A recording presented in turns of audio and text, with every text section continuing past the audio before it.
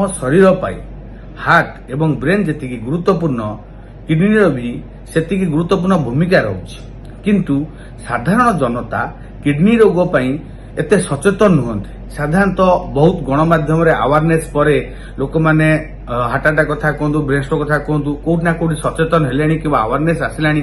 କିନ୍ତୁ କିଡନୀର କ'ଣ ଭୂମିକା ରହୁଛି, କିଡନୀ ରୋଗ କେତେ ଡେଞ୍ଜରସ୍ ସେ ନେଇ ଲୋକ ବେଶୀ କିଛି ଜାଣନ୍ତିନି।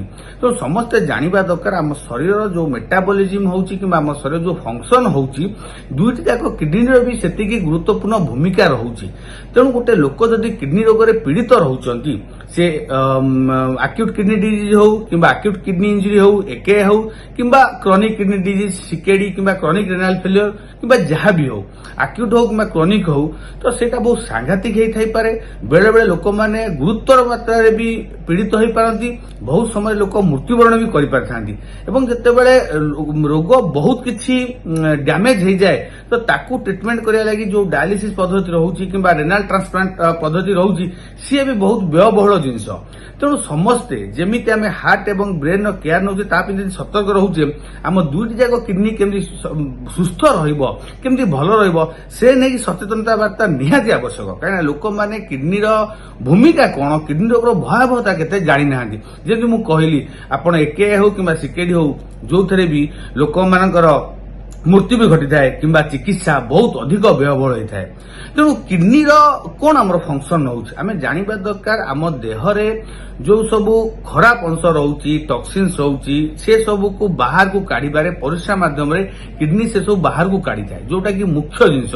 ଯଦି କିଡନୀ ଖରାପ ହୁଏ, ତ ଆମ ଦେହରେ ସବୁ ଯାକ ଦୂଷିତ ଜିନିଷ କିମ୍ବା ଅପରିଷ୍କାର ଜିନିଷ ଆମ ଦେହରେ ଜମା ହେବା ଆରମ୍ଭ ହୋଇଥାଏ, ଯୋଉଟା କି ଭେରି ଭେରି ଡେଞ୍ଜରସ୍। ତା ସହିତ ଆମ ଦେହରେ ୱାଟର କଥା କୁହନ୍ତୁ, ପାଣି, ଜଳୀୟ ଅଂଶ, ଇଲେକ୍ଟ୍ରୋଲାଇଟ୍ସ, ସୋଡିୟମ ପଟାସିୟମ କଥା କୁହନ୍ତୁ, ତାକୁ ଗୋଟେ ମେଣ୍ଟେନ କିମ୍ବା ବାଲାନ୍ସ ଭାବରେ ରଖିଥାଏ। ତ ଆପଣ ଗୋଟେ ଏମିତି ଗୋଟେ ଜିନିଷ ଜାଣନ୍ତୁ ଯେ ଆମର ଯେମିତି ଗୋଟେ ବକ୍ସ ଭିତରେ ହଉଛି, ଆମ ଶରୀର ତା ହଉଛି ଗୋଟେ ବକ୍ସ। ଆମେ ଗୋଟେ ପଟେ ଇନପୁଟ ଗୋଟେ ପଟେ ଦିଆଯାଏ, ଗୋଟେ ପଟେ ଆଉଟପୁଟ ଗୋଟେ ପଟେ ଆସେ। ଯଦି ଆମର ଇନପୁଟ ଜିନିଷ ଖରାପ ହୁଏ ତାହେଲେ ବି ପ୍ରୋବ୍ଲେମ ହୁଏ, ଯଦି ଆଉଟପୁଟ ଜିନିଷ ଖରାପ ହୁଏ ତାହେଲେ ବି ପ୍ରୋବ୍ଲେମ ହୁଏ। ତ ଆମ ବଡିର ଯୋଉ ଇନପୁଟ ପାଇଁ ଯେତିକି ଅର୍ଗାନ ଅଛି, ଆଉଟପୁଟ ବାଲାନ୍ସ କରିବା ପାଇଁ କିଡନୀ ହଉଛି ଗୋଟେ ମେଜର ଇମ୍ପୋର୍ଟାଣ୍ଟ ଅର୍ଗାନ।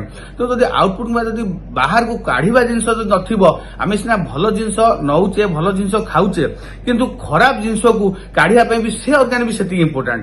ତ ଯଦି ସେଇଟା ନଷ୍ଟ ହେଲା, ତ ଆମ ଦେହରେ ବିଭିନ୍ନ ପ୍ରକାର ଅପରିଷ୍କାର କିମ୍ବା ଦୂଷିତ କେମିକାଲ୍ସ କୁହନ୍ତୁ ଜିନିଷ ଥାଏ, ଯୋଉଟା କି ଆମ ଶରୀରକୁ ବହୁତ ବେଶୀ କ୍ଷତି ପହଞ୍ଚାଇଥାଏ ଏବଂ ପରବର୍ତ୍ତୀ ସମୟରେ କିଡନୀ ରୋଗ ଦ୍ୱାରା ସଂକ୍ରମିତ ହୋଇ ବହୁତ ଲୋକଙ୍କର ବ୍ରେନ୍ ହଉ, ହାର୍ଟ ହଉ, ଲଙ୍ଗସ ହଉ ବି ଖରାପ ହୋଇଥାଏ, ଯୋଉଟା ଆମେ ୟୁରେମିକ ଏନକେଫାଲୋପାଥି କହିଥାଉ, ୟୁରେମିକ ପେରିକାର୍ଡାଇଟିସ୍, ୟୁରେମିକ ARDS ଲଙ୍ଗସ ପ୍ରୋବ୍ଲେମ ବି ହେଇପାରେ।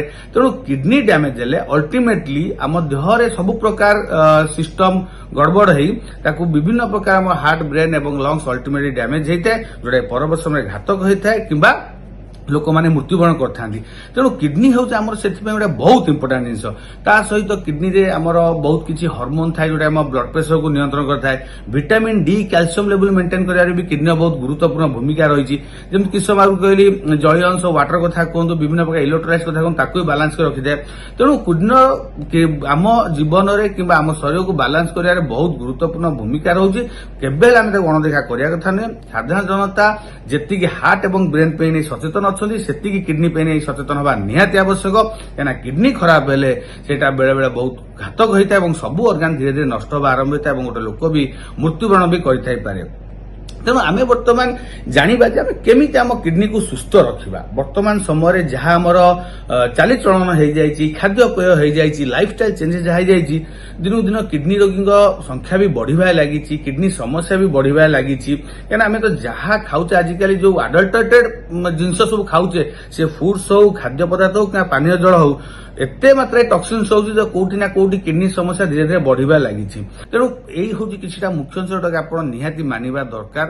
କମ୍ ଲୁଣ, ସଫିସିଏଣ୍ଟ ପାଣି ଏବଂ କମ୍ ପ୍ରୋଟିନ ଯୁକ୍ତ ଖାଦ୍ୟ ଖାଇବା ନିହାତି ଦରକାର। ତାପରେ ଯେମିତି ସାଧାରଣ ରୋଗ ପାଇଁ ଯେମିତି ଆମେ ସବୁ ରୋଗ ପାଇଁ କହିଥାଉ, ସ୍ମୋକିଂ ଆଭଏଡ୍ କରିବେ, ଆଲକୋହଲ ଆଭଏଡ୍ କରିବେ, ବେଶୀ ତେଲ ଅଂଶ, ବେଶୀ ଅଏଲି ଫୁଡ୍, ଫ୍ୟାଟି ଫୁଡ୍ କଥା କୁହନ୍ତୁ, ବାହାର food, stuff food, fast food ହେଲା। ତେଣୁ ଏସବୁ ଛଣାଛଣି ଜିନିଷ ଏସବୁ ଖାଇବା ତ ନିହାତି ଭାବରେ ଆପଣ ବର୍ଜନ କରିବା ଆବଶ୍ୟକ।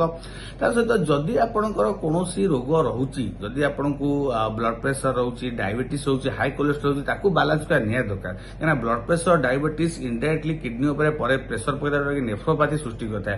ତେଣୁ ଆପଣ ବିପି କି କଣ୍ଟ୍ରୋଲ କରିବେ, ଆପଣ ଡାଇବେଟିସ୍ କୁ କଣ୍ଟ୍ରୋଲ କରିବେ, ରେଗୁଲାର ଏକ୍ସରସାଇଜ କରିବେ, ସବୁଠୁ ଗୁରୁତ୍ୱପୂର୍ଣ୍ଣ ଜିନିଷ ଯାହା ଆମେ ସବୁ ରୋଗରେ ଆମେ ଆଡଭାଇସ୍ କରିଥାଉ। ଏବଂ ବହୁତ ଗୁରୁତ୍ୱପୂର୍ଣ୍ଣ ଜିନିଷ ଯୋଉଟା ମୁଁ କହିବାକୁ ଚାହୁଁଛି, ଅନନେସେସାରୀ କୌଣସି ମେଡିସିନ ଖାଇବେ ନାହିଁ, କୌଣସି ପେନକିଲର ମେଡିସିନ କିମ୍ବା କୌଣସି ଆଣ୍ଟିବାୟୋଟିକ୍ସ। ଆପଣ ଜାଣି ରଖିବା ଦରକାର ଆମ କିଡନୀ ଖରାପ ହବାର ଗୋଟେ ମୁଖ୍ୟ କାରଣ ହେଉଛି ଅନନେସେସାରୀ ଡ୍ରଗ୍ସ କିମ୍ବା ଅନନେସେସାରୀ ମେଡିସିନ ଖାଇବା। ସେଥିରୁ ମୁଖ୍ୟତଃ ଆମର ଆସେ ଆଣ୍ଟିବାୟୋଟିକ୍ସ ଏବଂ ପେନକିଲର୍ସ। ପେନକିଲର ତ ସବୁଠୁ ସବୁଠୁ ଖରାପ, କାହିଁକିନା ଲୋକ ଆପଣ ଦେଖନ୍ତୁ ଯାହାକୁ ବି କିଛି ବିନ୍ଧା ହଉଛି, ମୁଣ୍ଡ ହଉ, ଛାତି ବିନ୍ଧା ହଉ, ଅଣ୍ଟା ବିନ୍ଧା ହଉ, କିଏ ନା କିଏ over the counter over the market ଯାଇ ମନ ଇଚ୍ଛା ପେନକିଲର ଖାଇ ଦଉଛନ୍ତି। ତେଣୁ ଯୋଉ ବି ଆପଣ ପେନକିଲର ଖାଉଛନ୍ତି ଯୋଉଟା ଆମେ NSAIDs କହୁଛେ, ନନ୍ ଷ୍ଟିରଏଡାଲ ଆଣ୍ଟି ଇନଫ୍ଲାମେଟରି ଡ୍ରଗ୍ସ, ସେ ଆମ କିଡନୀ ଉପରେ ବହୁତ ଖରାପ ପ୍ରଭାବ ପକାଇଥାଏ ଏବଂ କିଡନୀକୁ ନଷ୍ଟ କରିଥାଏ। ତେଣୁ ବିନା ଡାକ୍ତର ପ୍ରେସକ୍ରିପସନ ଆପଣ ମନ ଇଚ୍ଛା ପେନକିଲର ଖାଇବେ ନାହିଁ। କୋଉ ପେନକିଲର କେତେ ଦିନ ଖାଇବା ଦରକାର ତାର ବି ଗୋଟେ ପ୍ରୋଟୋକଲ୍ସ କିମ୍ବା ତାର ଗାଇଡଲାଇନ୍ସ ଅଛି। ଡାକ୍ତରଙ୍କ ପରାମର୍ଶ ହିସାବରେ ଖାଆନ୍ତୁ। ମନ ଇଚ୍ଛା ଆଣ୍ଟିବାୟୋଟିକ୍ସ ଖାଇବେ ନାହିଁ। ଯାହାକୁ ଜ୍ୱର ହଉଛି, ଥଣ୍ଡା ହଉଛି, ସେ ମନ ଇଚ୍ଛା କିଛି ନା କିଛି ଗୋଟେ ଆଣ୍ଟିବାୟୋଟିକ୍ ଖାଇଦଉଛି। ତେଣୁ କୌଣସି ପ୍ରକାର ଆଣ୍ଟିବାୟୋଟିକ୍ ବିନା ଡାକ୍ତର ପ୍ରେସକ୍ରିପସନ ଖାଇବା ନିହାତି ଭାବରେ ଆପଣ ସେଟାକୁ ମନା କରନ୍ତୁ। ତେଣୁ ମେଡିସିନ ହଉଛି ସବୁଠୁ ବଡ ଗୋଟେ ଖରାପ ଜିନିଷ ଯୋଉଟା କି ଆମ କିଡନୀ ଉପରେ ବହୁତ କିଛି ଖରାପ କୁପ୍ରଭାବ ପକାଇଥାଏ। ଯୋଉଟା କି ମୁଁ କହିଲି ପେନକିଲର୍ସ ଏବଂ ଆଣ୍ଟିବାୟୋଟିକ୍ସ କଥା କହିଲି। ଏଇ ଯେତେ ଯୋଉମାନେ ରେଗୁଲାର ପେନକିଲର ଖାଉଛନ୍ତି, ଆଣ୍ଟିବାୟୋଟିକ୍ ଖାଉଛନ୍ତି, ସେମାନେ ବେଶୀ ସଚେତନ ହେବା ନିହାତି ଭାବରେ